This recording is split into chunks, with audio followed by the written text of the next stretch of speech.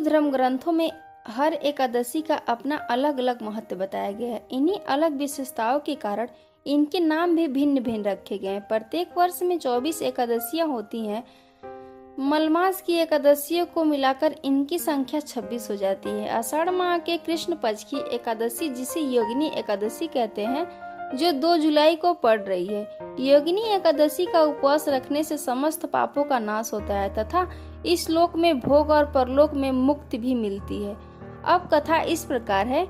महाभारत काल की बात है कि एक बार धर्मराज युधिष्ठिर ने भगवान श्री कृष्ण से कहा, हे त्रिलोकीनाथ, मैंने ज्येष्ठ माह के शुक्ल पक्ष की निर्जला एकादशी की कथा सुनी। अब कृपा कर मुझे योगिनी एकादशी की कथा सुनाइए और इसका महात्म्य क्या है विस्तार पूर्वक बताइए।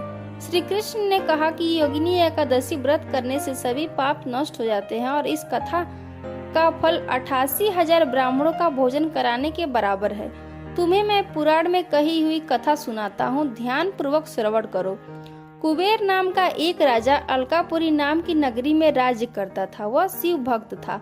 उनका हेममालिनी नामक एक यक्ष सेवक था जो पूजा के लिए फूल लाया करता था। हेममालिनी की विशालाक्षी नाम की एक अति सुंदर स्त्री थी। एक दिन वह मानसरोवर से पुष्प लेकर आया और घर चला गया। अपने स्त्री से वार्तालाप करते हुए उसे समय का भान ही नहीं रहा और कब दोपहर हो गई पता ही नहीं चला। हेममालिनी की राह देखते देखते जब राजा कुबेर को दोपहर हो गई तो उसने क्रोध पूर्वक अपने सेवकों को आज्ञा दी कि तुम लोग जाकर पता लगाओ कि हेममालिनी पुष्प लेकर क्यों नहीं आया। जब सेवकों ने जाकर देखा तो वह अपने स्त्री के साथ वार्तालाप कर रहा था। उन्होंने यह बात राजा को बताई। इस बात को सुनकर राजा कुबेर ने हेममालिनी को तुरंत बुलाने की आज्ञा दी। डर से कांपता हुआ हेममालिनी राजा के सामने उपस्थित हुआ। उसे देखकर कुबेर को अत्यंत क्रोध आया और कहा, अरे अधम, तूने मेरे परम पूज्य देवों के देव महादेव का अपमान किया है। मैं तुझे श्राप देता हूँ कि तू स्त्री के वियोग में तड़पे और मृत्यु लोक में जाकर कोढ़ी का जीवन व्यतीत करे। कुबेर के श्राप से वह तत्क्षण स्वर्ग से पृथ्वी पर आ गिरा और कोढ़ी हो गया। उसकी स्त्री भी उससे बिछड़ गई। मृत्युलोक में आकर उसने अनेक भयंकर कष्ट भोगे, किंतु शिव की कृपा से उसकी बुद्धि मलिन न हुई और उसे पूर्व जन्म की भी सुध रही। अपने पूर्व जन्म के कुकर्मों को याद करता हुआ वह हिमालय पर्वत की तरफ चल पड़ा। चलते चलते वह मार्कंडेय ऋषि के आश्रम में जा पहुंचा। वह ऋषि अत्यंत वृद्ध तपस्वी थे। वह दूर से देखकर हेममालिनी वहां गया और उन्हें प्रणाम करके उनके चरणों में गिर पड़ा। ऋषि ने कहा, तूने कौन से पाप कर्म किए जिससे तू कोढ़ी हो गया? महर्षि की बात सुनकर हेममालिनी ने बोला, मैं कुबेर का अनुचर था। मेरा नाम हेममालिनी है।